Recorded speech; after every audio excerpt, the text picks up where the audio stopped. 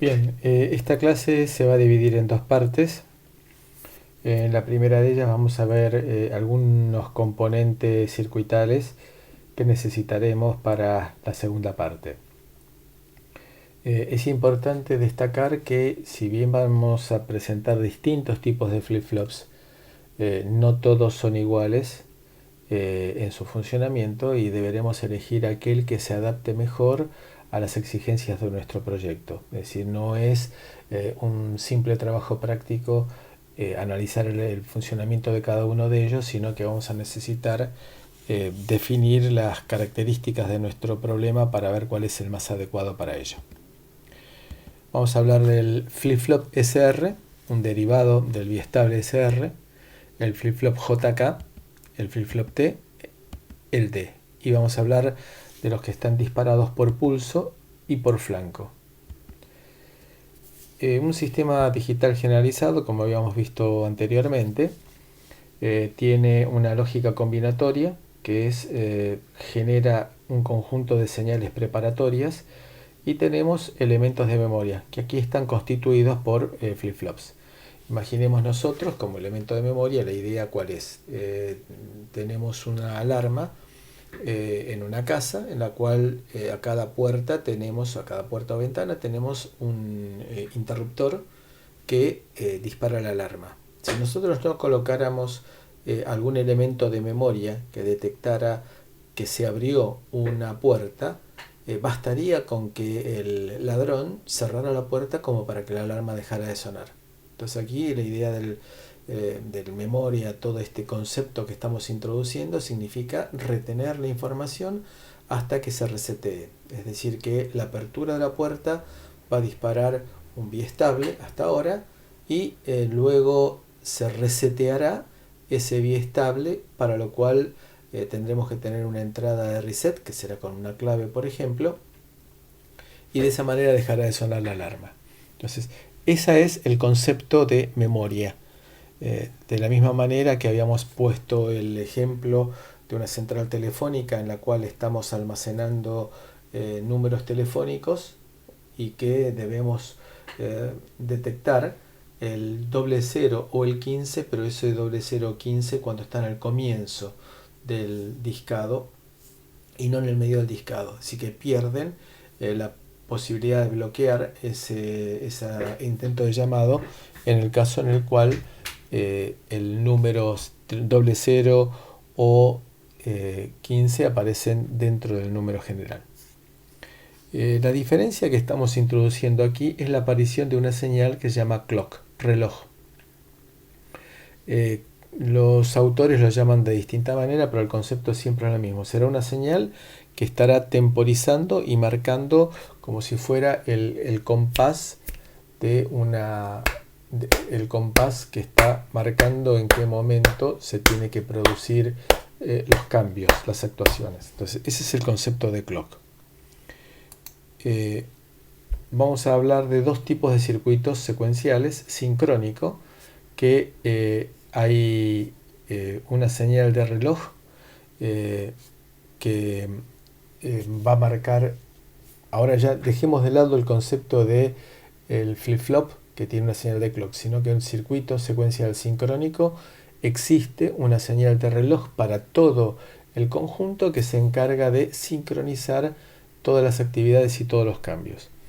Entonces, ese es el concepto de señales en instantes discretos de tiempo. Es decir, el instante discreto de tiempo es el momento en el cual el reloj, a través de un nivel, un pulso o un flanco, activa los cambios que se produzcan en todo el sistema. Los circuitos secuenciales asincrónicos no tienen esa señal de temporización, de clock, y que va a depender el orden en el cual cambian las entradas para que se produzcan las salidas.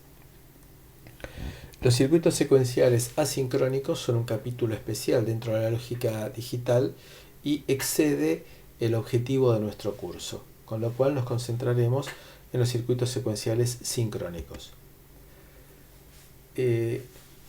Nosotros habíamos hablado de biestable, ahora apareció una señal de clock, con lo cual comenzaremos a llamarlos flip-flops.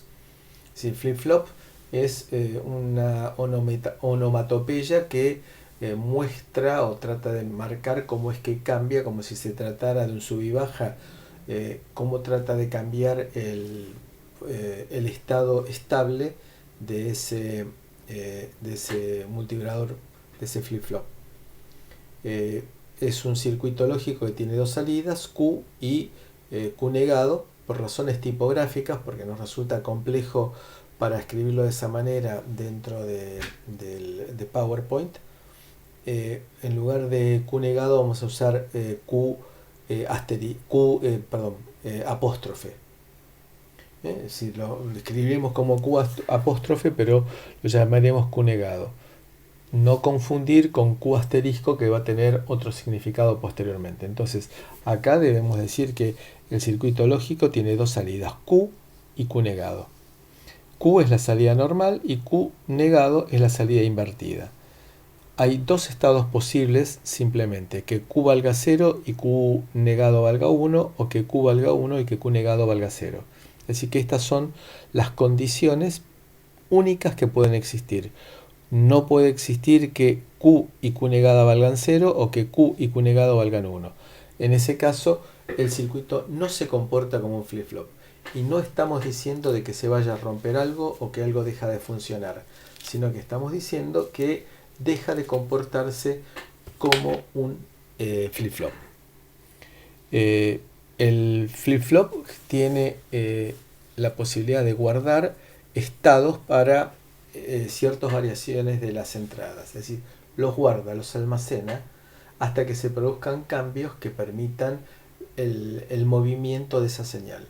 Entonces lo almacena hasta que haya algún evento que produzca un nuevo cambio. El caso de la alarma que habíamos mencionado antes, la apertura de una puerta dispara la alarma y el cierre de la puerta no detiene la alarma, sino que será necesaria una operación inteligente, que es la operación de reset de la alarma, la cual se va a hacer o por un pulsador escondido o por medio del ingreso de una clave en un teclado, o bien por una orden a través de una aplicación en un celular. Los biestables serán asíncronos. Las salidas van a cambiar de estado cuando cambian las entradas, o síncronos, cuando la salida cambia de estado en función de las entradas, acompasadas con una señal de clock o de reloj. A su vez, este tipo de dispositivos síncronos son activados por nivel, alto o bajo, depende de la configuración circuital. La salida va a cambiar solamente cuando la señal se encuentra en estado lógico 1, nivel alto, o en estado lógico 0, nivel bajo. Depende de cada configuración circuital. Y después tendremos aquellos que son activados por flanco, de subida o de bajada. Es decir, que cuando se produzca un flanco, de acuerdo con la sensibilidad del flip-flop, al flanco ascendente o al flanco descendente. Entonces tenemos flip-flops sensibles al flanco ascendente, y habrá otros flip-flops sensibles al flanco descendente. Nosotros tendremos que elegir la configuración más adecuada de acuerdo con nuestro problema, ya sea que trabajen por nivel o que trabajen por flanco ascendente o por flanco descendente. Empezamos ahora a tratar de introducir los distintos tipos de flip-flops. Nosotros tenemos la idea de lo que existe ya del flip-flop SR y del flip-flop D. Entonces el flip-flop D es el que repetía sobre la salida la entrada de datos cuando esta entrada de latch enable lo permita. El flip-flop SR es aquel que va a generar una salida Q de acuerdo a los valores de S y R en el momento en el cual la entrada latch enable lo permita. Entonces aquí vemos dos casos, dos habilitaciones, latch enable para el amo y para el esclavo. Ahora vamos a tratar de entender por qué se lo llama amo y esclavo. Entonces, el momento en el cual, aquí fíjense que estamos marcando que latch enable trabaja, porque no estamos indicando que un botoncito aquí en la entrada que diga que trabaja con nivel bajo, o un simbolito que sea un triángulo que va a indicar que es por flanco, y lo vamos a profundizar en un rato. Cuando latch enable valga 1, las entradas S y R van a generar un valor de la salida Q. Y ahora, cuando latch enable del esclavo lo permita, entonces la entrada que ha sido congelada, porque fíjense que en este momento 3 se congeló la salida Q. Entonces la entrada D va a ser la salida Q congelada. ¿Por qué? Porque el latch enable ya está deshabilitado. Entonces no hay ningún cambio permitido en la salida Q. Con lo cual la entrada D es estable y cuando latch enable lo permite, la salida Q va a replicar la entrada D. Entonces, esa es la idea desde el punto de vista circuital. Vamos a ver para qué funciona, por qué funciona así. Vamos a hacer una implementación un poco distinta. En lugar de tener un flip-flop D, vamos a tener ahora un SR. Fíjense que es un SR en el cual estamos trabajando con una señal de reloj que le llega en forma directa al que llamamos amo y le llega en forma invertida al que es esclavo, con lo cual se cumple esta condición de una manera un poco más fronteriza, en el sentido que en el momento que cae la entrada latch enable del amo, está subiendo la entrada latch enable del esclavo, con lo cual existe una sincronización de las señales 3 y 4 que son casi coincidentes.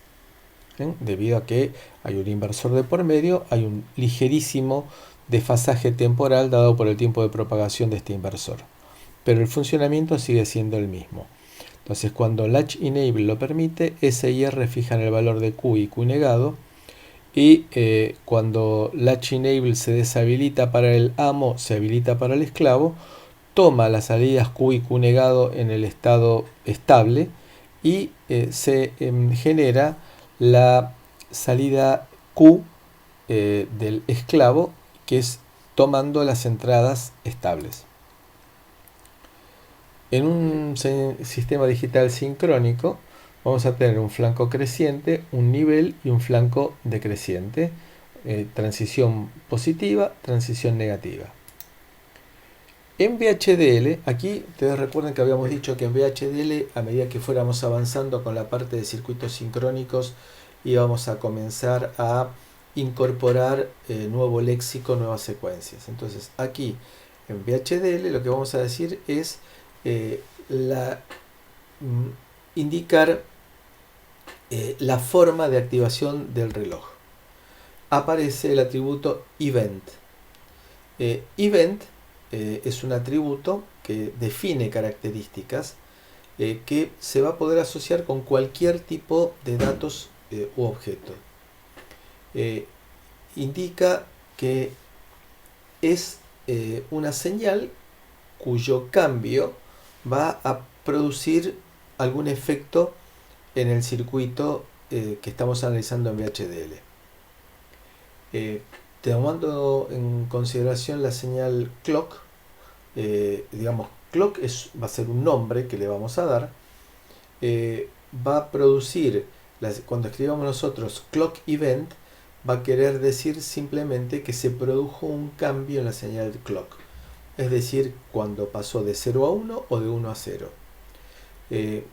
Entonces, si nosotros, aparte de decir hubo un cambio, cuando decimos hubo un cambio no sabemos si es de 1 a 0 o de 0 a 1. Bueno, después de eso ponemos otra consideración más. Si hubo un cambio y ahora la señal vale 1, significa que fue un flanco ascendente. Si hubo un cambio y ahora la señal vale 0, significa que hubo un flanco descendente. Entonces, eso va a ser if clock event y clock igual a 1, significa que es un flanco ascendente. Si es un flanco descendente, será if clock event, es decir, un evento, un cambio en la señal de clock, y ahora clock vale 0, fíjense la sintaxis cómo es, fue un flanco descendente. Ese flanco ascendente o descendente se marca con un triangulito. Si es un flanco ascendente, es simplemente un triangulito, y si es un flanco descendente o de bajada, es ese triangulito con el botoncito de inversor delante. Entonces, esta es la indicación de aquí en más de flanco descendente, y este será la indicación de aquí en más de flanco ascendente. Entonces, el flip-flop SR, que acá aparece Q asterisco. Si Q asterisco significa el próximo estado, cuando se produzca la señal de clock, se va a producir el cambio del estado actual de la salida Q y pasará a este estado. Entonces veamos. Si S y R está en 0, no hay ningún cambio. Si Q valía 0, seguirá valiendo 0. Si S y R valen 0, si Q valía 1, seguirá valiendo 1. Ahora, si R vale 1, estamos reseteando el flip-flop. Si estaba en 0, sigue en 0, pero si estaba en 1, pasa a valer 0. En el caso de que S valga 1, si S vale 1 y R vale 0, lo que vamos a hacer es setear el flip-flop. Es decir, que si la salida estaba en 0, pasa a valer 1. Si estaba en 1, sigue valiendo 1. Y acá hay una condición que está prohibida, pero está prohibida porque si las entradas S y R valen simultáneamente 1, las salidas no van a ser complementarias, es decir, Q y Q negado no van a ser complementarias. Por lo tanto, esta condición es prohibida. Esta X acá significa que esta condición no es aceptada para el normal funcionamiento del flip-flop. Acá vemos la tabla característica abreviada del flip-flop SR, en la cual decimos que si S vale 0 y R vale 0, el próximo estado de Q, es decir, Q asterisco, es igual al estado actual de Q. Si S vale 0 y R vale 1, lo que estamos seguros que cualquiera sea el valor anterior de Q, la salida va a valer 0. Si S vale 1, vamos a estar seteando el flip-flop y por lo tanto, si R vale 0, el próximo estado va a ser siempre 1. Si estaba en 1, sigue en 1. Si estaba en 0, pasa a valer 1. Y esta condición de las dos entradas en 1 es una condición prohibida. Entonces, si ahora nosotros nos ponemos a analizar el flip-flop SR con una entrada de clock, fíjense aquí no tiene ningún triangulito, significa que es un clock activo por nivel positivo. Si pusiéramos aquí el botoncito inversor, significaría clock activo por nivel bajo, y las salidas Q y Q negado. Entonces, por supuesto que cuando vamos en VHDL siempre vamos a empezar con lo tradicional, es decir, el IEEE Standard Logic 1164.all. Este es el sello característico. Y acá tenemos Entity, Biestable, SR por nivel, IS. Port, acá tenemos la entrada S, la entrada R, entradas Standard Logic. La señal clock alto, HD high, es una entrada Standard Logic, señal de reloj. SQ y SQ negado son entradas salidas Standard Logic. Recuerden ustedes que para poder realimentar las salidas y poder de esa manera tener un flip-flop, tenemos que utilizar obligatoriamente in-out.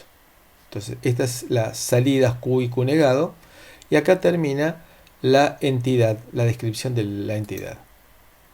La arquitectura de BS, el nombre que nosotros queremos darle, de la entidad que acabamos de definir nosotros es. Y acá recuerden ustedes que aparece el concepto de process. Lo que habíamos visto nosotros para lógica combinacional era que VHDL era lo que se llama concurrente. No hay un orden en los renglones. Y no es que como si se tratara de un programa que se ejecuta primero una sentencia, después la del renglón siguiente y así sucesivamente. Sino que en el caso de VHDL para circuitos combinacionales, todo lo que estamos escribiendo se interpreta en forma simultánea. Aquí, cuando aparece la secuencialidad, tenemos que hablar de un determinado orden en el cual se debe interpretar las sentencias. Y ese orden va a estar dado por el concepto de process. Aquí aparece entonces process como indicador de que las señales que vamos a tener en cuenta son SS, es decir, estas son las señales que vamos a tener en cuenta en el proceso, SR, clock, SQ y SQ negado. Entonces, estamos en el proceso de la arquitectura.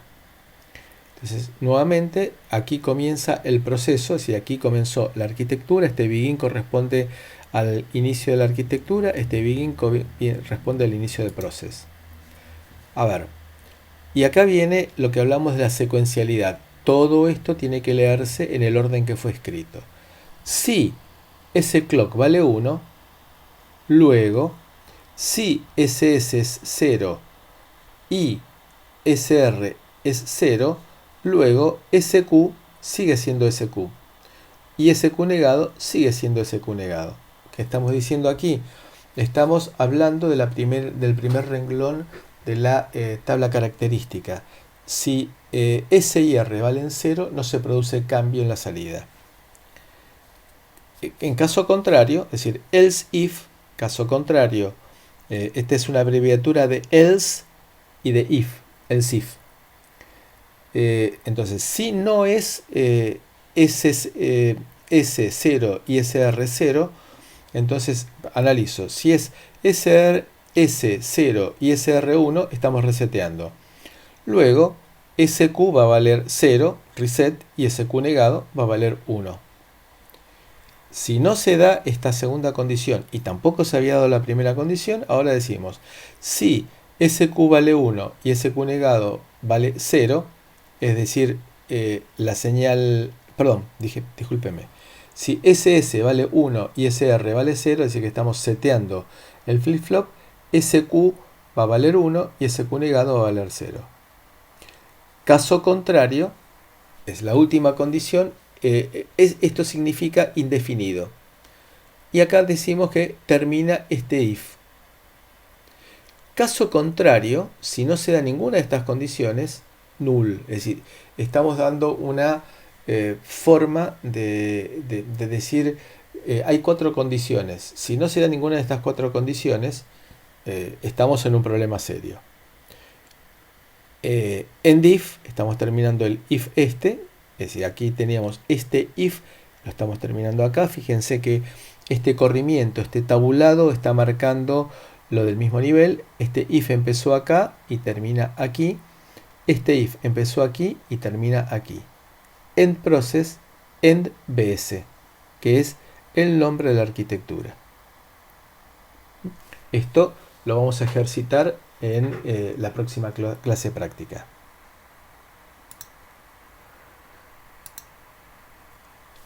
La tabla de excitación es una tabla símil Carnot, en la cual estamos representando nosotros las condiciones de la tabla característica. ¿Cómo se tiene que interpretar esto? Se tiene que interpretar S y R, S y R. Si S y R están ambos en 0, si la salida Q está en 0, sigue en 0. Si la salida Q está en 1, sigue en 1, porque las dos entradas de excitación están en el estado lógico 0. Ahora, si S está en 0 y R está en 1, significa que estamos reseteando. Entonces, eso significa que Q va a valer 0. Si S vale 1 y R vale 0, significa que estamos seteando. Entonces, en ambos casos, para Q actual 0 o 1, el próximo estado, que es lo que estamos graficando aquí, fíjense, estamos graficando Q asterisco, es decir, el próximo estado, va a valer 1. Y la condición 1,1 está prohibida. Entonces, como está prohibida, la podemos tomar como don't care. Entonces, en base a esto, yo tengo acá, analizo la tabla de excitación y veo que aquí, para Q asterisco, próximo estado, voy a tener un grupo de 4 que va a corresponder, aquí se van a cancelar Q en este grupo de 4 y se va a cancelar R, que cambia. Entonces, por un lado tengo S y luego tengo este otro agrupamiento de 2 que vemos aquí por los extremos, en el cual es R negado Q. ¿Cómo debe entenderse esta expresión? Y esto es importante que lo recuerden. Debe interpretarse de la siguiente manera. Debe entenderse de la siguiente manera. El próximo estado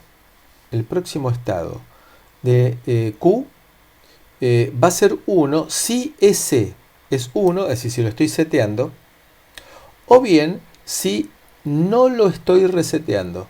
Es decir, R negado, es decir, R en 0 negado es en 1 y Q estaba en 1. Si Q estaba en 1 y no lo estoy reseteando, Q sigue valiendo 1. Y va a valer 0, el próximo estado, ¿en qué caso? Cuando S valga 0, lo cual es lógico, y por otro lado, si S vale 0, y si o bien lo reseteo, o bien Q valía 0.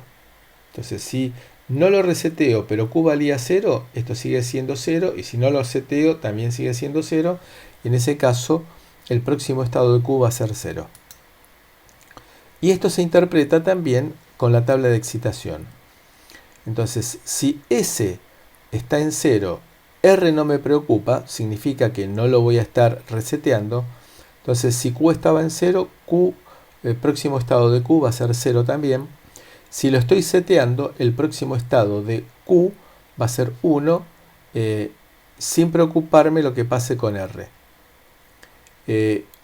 Si Q está en 1 y yo quiero que valga 0, ahora lo que tengo que hacer es resetearlo. Y si Q está en 1 y quiero que siga en 1, lo que tengo que hacer es, no me importa lo que pase con S, lo que tengo que hacer es no resetearlo. Entonces, esta es la curva, la tabla de excitación que me va a permitir elegir los valores de S y R de acuerdo a las transiciones que yo quiera de Q a Q próximo estado.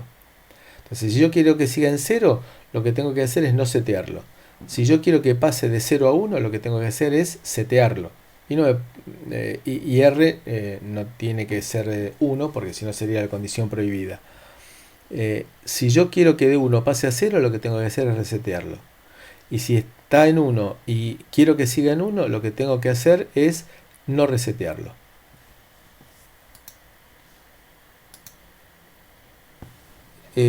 Ahora van a aparecer dos líneas adicionales que son clear y preset. Son entradas asincrónicas. ¿Qué quiere significar estas? Son entradas, se las llama también entradas de fuerza, y que son entradas que me producen cambios sobre la salida sin esperar la señal de clock. Entonces aquí estamos presentando un flip-flop D con entrada de clock, con señal de clock, y también con la señal de clear. Entonces clear no va a necesitar que aparezca clock para producir cambio. Si clear se la llama también entrada de fuerza. Entonces, ¿qué significa esto? Significa que si clear es limpiar en inglés. Entonces, si aparece la señal de clear, sin esperar el clock, la salida Q va a valer 0. En el momento que sea y en forma asincrónica con el clock. Entonces, yo ahora, bueno, al principio lo de siempre, library IEEE, Use Standard Logic 1164.all, Entity flip-flop D, las entradas serán SD, clock, entradas Standard Logic, clear, en el nivel alto, fíjense acá estamos planteando clear sin el botoncito adelante. Clear en nivel alto es una entrada Standard Logic. SQ es una salida. ¿Cuál es la arquitectura asociada con esta entidad? De vuelta, como se trata de un circuito secuencial en el cual tenemos que analizar las distintas instancias y la secuencialidad de lo que produce clock, entonces tenemos si clock event, cambio de la señal de clock, y clock es igual a 1, es decir, flanco ascendente. Luego, si clear está en 1, lo que hacemos es que SQ valga 0. Caso contrario, SQ va a valer D. Va a valer el estado, el valor de D.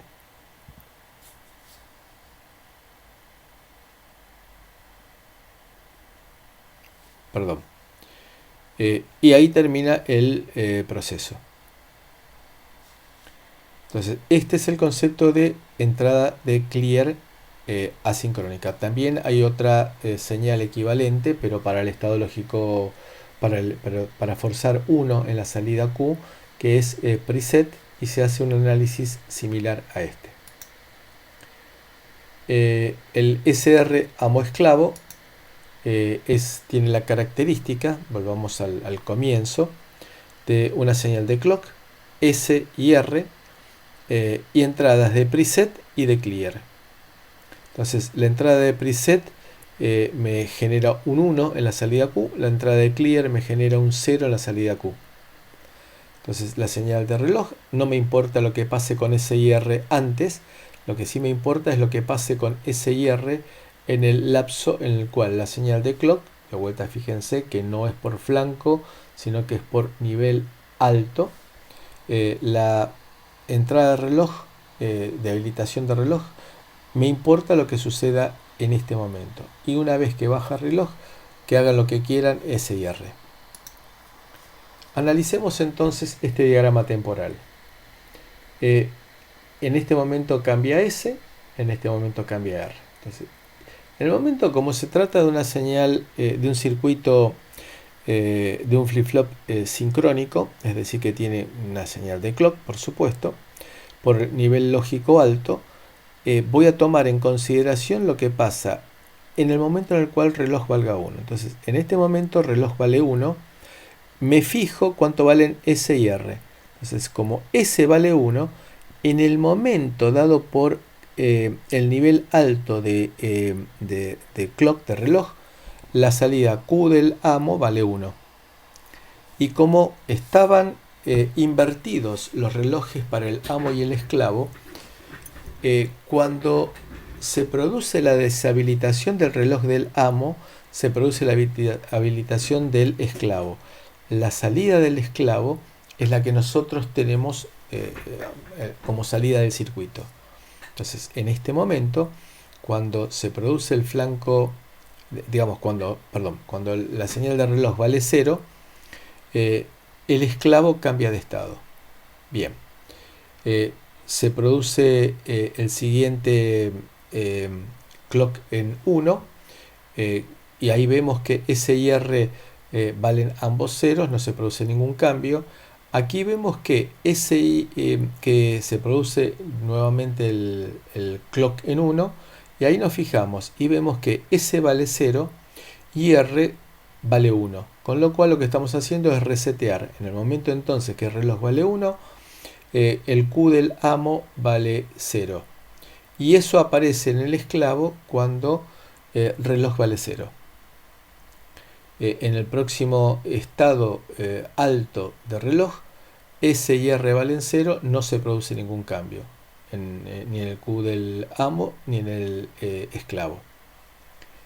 Y ahora, y esto es lo importante, fíjense que hasta aquí sería coincidente el funcionamiento de la salida del esclavo con el flip-flop ideal, que se producen los cambios en el nivel lógico bajo. Aquí nos aparece un pulso, ¿sí? Un pulso producido por un evento, por un ruido eléctrico. Alguien encendió un motor, alguien prendió un tubo fluorescente que produce muchas chispas y mucho ruido eléctrico. Entonces, en este momento, clock vale 1, con lo cual este pulso indeseado me produce un cambio en el Q del amo que se va a reflejar en el Q del esclavo. Y esto hace que este tipo de pulsos desvirtúe el funcionamiento del amo-esclavo como flip-flop ideal. Si no, sería coincidente con el flip-flop ideal. En el caso de tener un flip-flop disparado por flanco, me preocupa lo que suceda un pequeño tiempo de nanosegundos antes del flanco de reloj, y después del flanco de reloj. Lo que pase antes con SIR no me inquieta y lo que pase después con SIR no me inquieta. Entonces, este es el esquema del SR disparado por flanco. Y en este caso, fíjense que es flanco descendente marcado por este botoncito que nos aparece aquí, que es lo que corresponde con esta figura. Tenemos SIR y tenemos las entradas de fuerza de preset y clear, que no esperan a clock para generar preset un 1 sobre Q y clear un 0 sobre Q. Y acá nos aparece el flip-flop JK. La principal diferencia que hay entre el flip-flop JK y el SR es que aquí no aparece el impedimento, la prohibición, como para que SIR valgan 1. Acá SIR no existen para el exterior, sino que para el exterior vamos a tener J y K. J equivale a S, K equivale a R. Se da una particularidad, que la entrada S está habilitada por Q negado, mientras que la entrada K está habilitada por Q.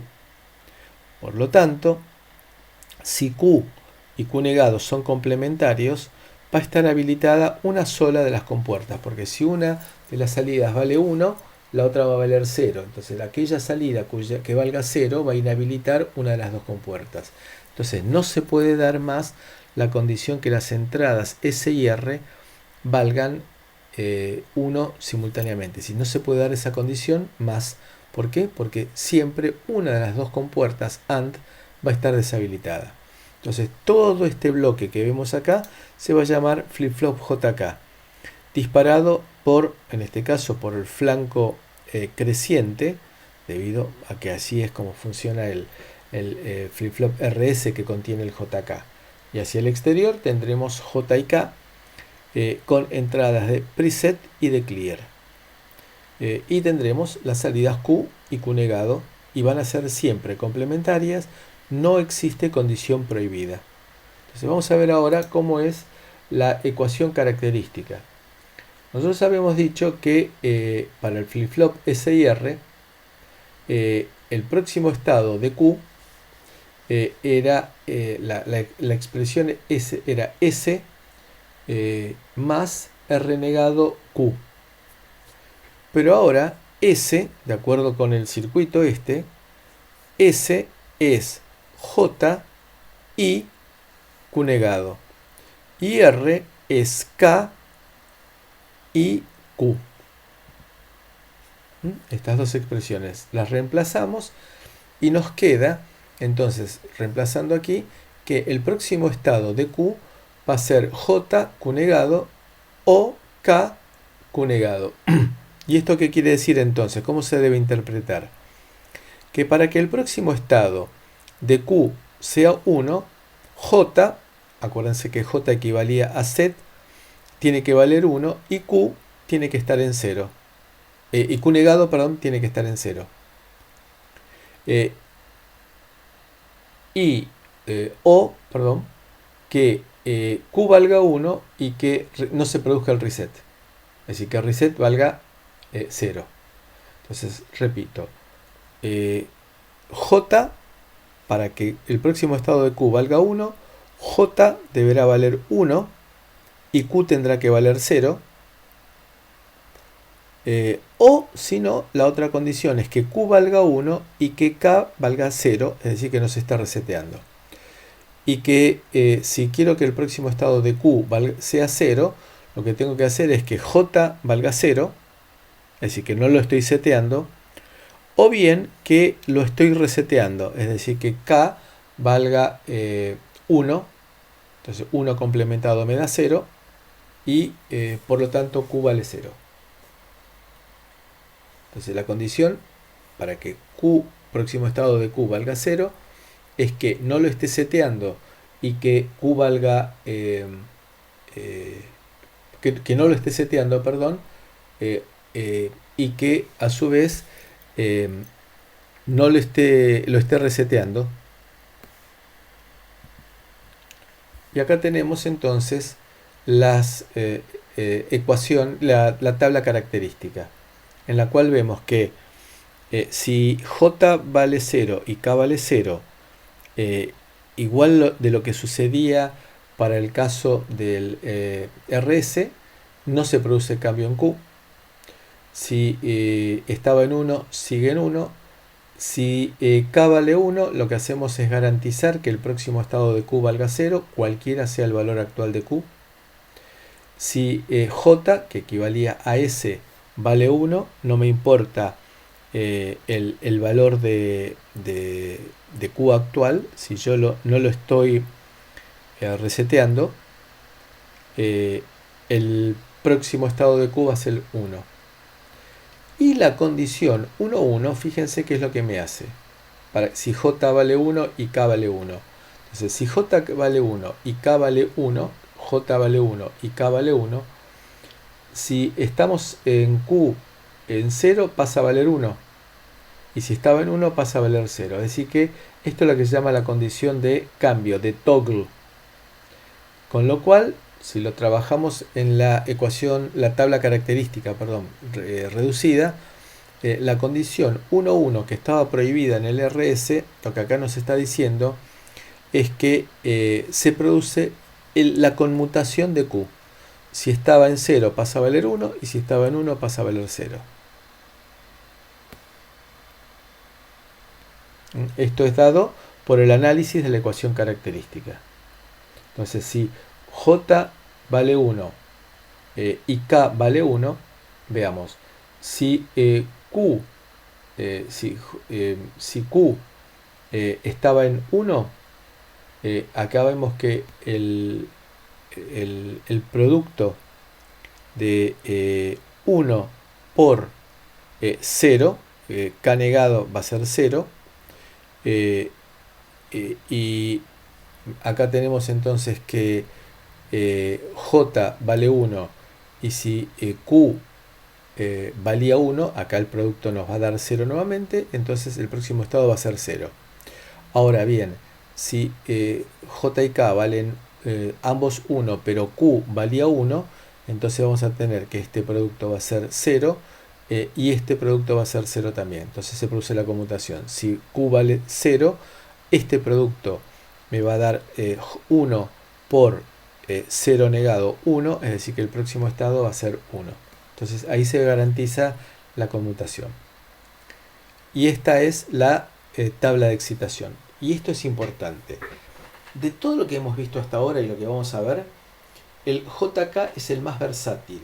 Porque fíjense que tiene un montón de estados don't care en lo que llamamos la tabla de excitación. La tabla de excitación es la que, de acuerdo con la transición que yo quiera hacer de Q a Q próximo estado, voy a tener que elegir los valores de J y K. Y acá lo que tengo es una buena cantidad de no me importa. Y esos no me importa me van a dar versatilidad a mí cuando me ponga a analizar los símiles de Carnot, en el cual voy a tener un montón de don't care y que yo voy a poder interpretar para tratar de minimizar funciones. Esa es la ventaja que tiene el JK frente a los demás flip-flops. Es decir, el JK es un flip-flop muy versátil.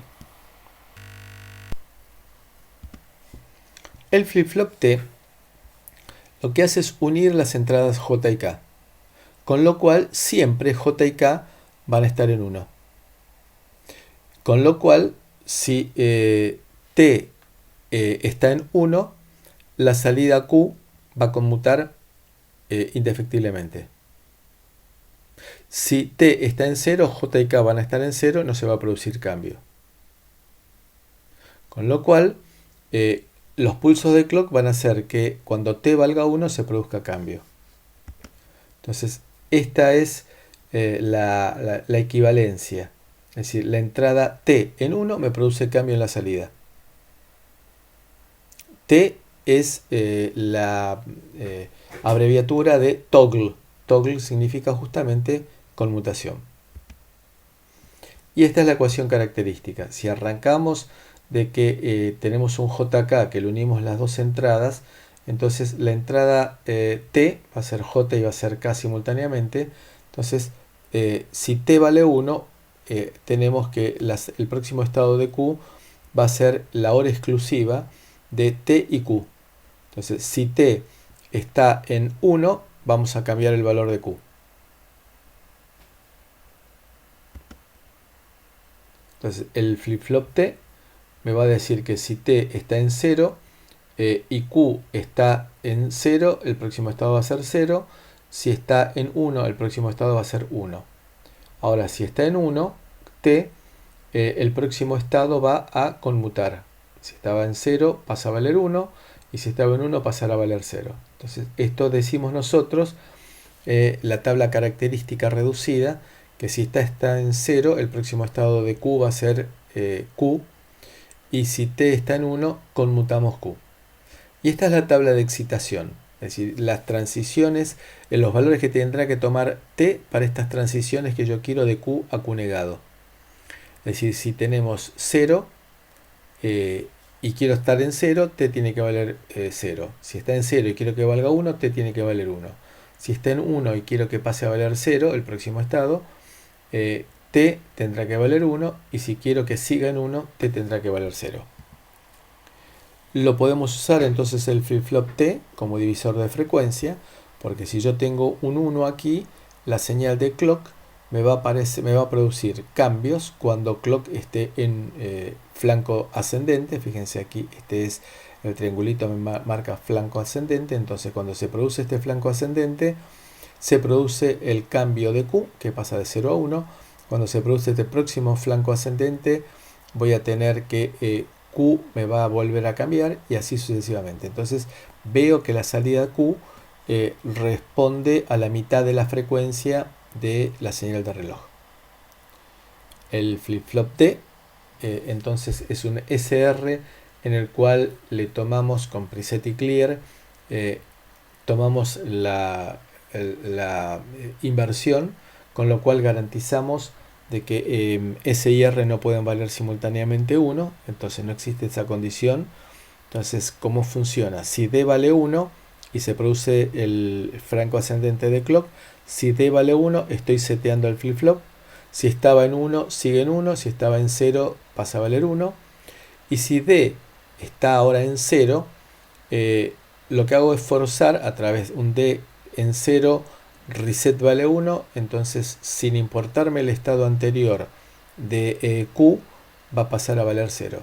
Entonces lo estoy reseteando. Este es entonces el diagrama funcional del flip-flop D con preset y clear, con la entrada D que se replica la salida.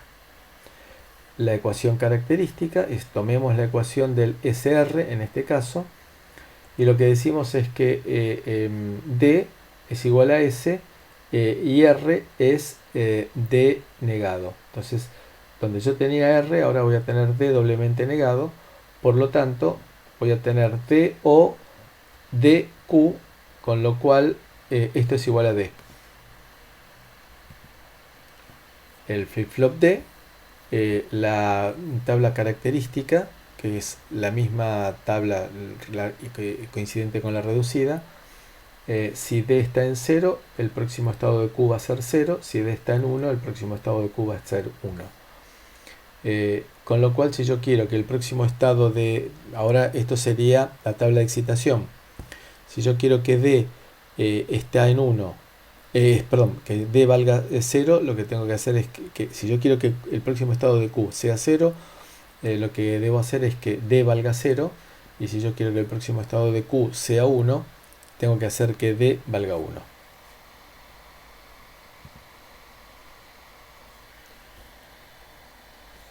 Vamos a ver el flip-flop D disparado por flanco en VHDL. Tenemos entonces lo de siempre, la entidad, en el cual digo que tengo la entrada D y clock y la salida out como standard logic, y acá digo trabajando por eventos. Entonces, si proceso, ¿quién es el que me marca los cambios en el proceso? La señal de clock. Entonces, cuando lo que voy a poner acá dentro de clock event tendrá que ser lo que marco en el proceso. Es la variable de sensibilización. la que me dice cuál es la que tiene que ser mirada para ver qué fenómeno se produce. Entonces, si clock event y clock vale 1, lo cual significaba flanco ascendente, un cambio de clock, y que después de ese cambio clock valga 1 es flanco descendente, luego lo que hago es que la salida Q esté reemplazada por la entrada D. Y esto hubiera sido equivalente a utilizar una macro que es llamada Rising Edge. Entonces, en lugar de poner esta condición, utilizo un macro que es internamente definido por VHDL y por el compilador, que es Rising Edge, flanco creciente. Con lo cual, le estoy diciendo algo equivalente a todo esto que aparece acá. Entonces, es otra forma de indicar lo mismo. Entonces, ahí estamos marcando la sensibilidad. Y ahora, un método que no es recomendado es wait until clock igual a 1. Es decir, esto no está recomendado. Es decir, wait es una sentencia que dice espere hasta que clock valga 1, pero no está recomendado. Sí se recomienda esta configuración. Ahora, si hacemos el flip-flop D disparado por flanco ascendente, otra forma de verlo es definiendo D y clear como entradas y Q como D, clear y clock como entradas y Q como in-out. Y la arquitectura correspondiente a esta entidad sería a través de un proceso en el cual voy a tomar en cuenta D, clock, clear y Q. Entonces, si clear es 1, luego vamos a tener, porque estamos hablando de la entrada asincrónica, de la entrada de fuerza, que no espera clock. Entonces, si clear es 1, entonces Q va a valer 0. Caso contrario, voy a esperar el flanco creciente de clock, en cuyo caso, cuando se produzca ese flanco creciente, la salida Q va a valer D, va a ser reemplazado por D. Y esta sería la visualización de este flip-flop a través de la simulación tomada directamente del ICE.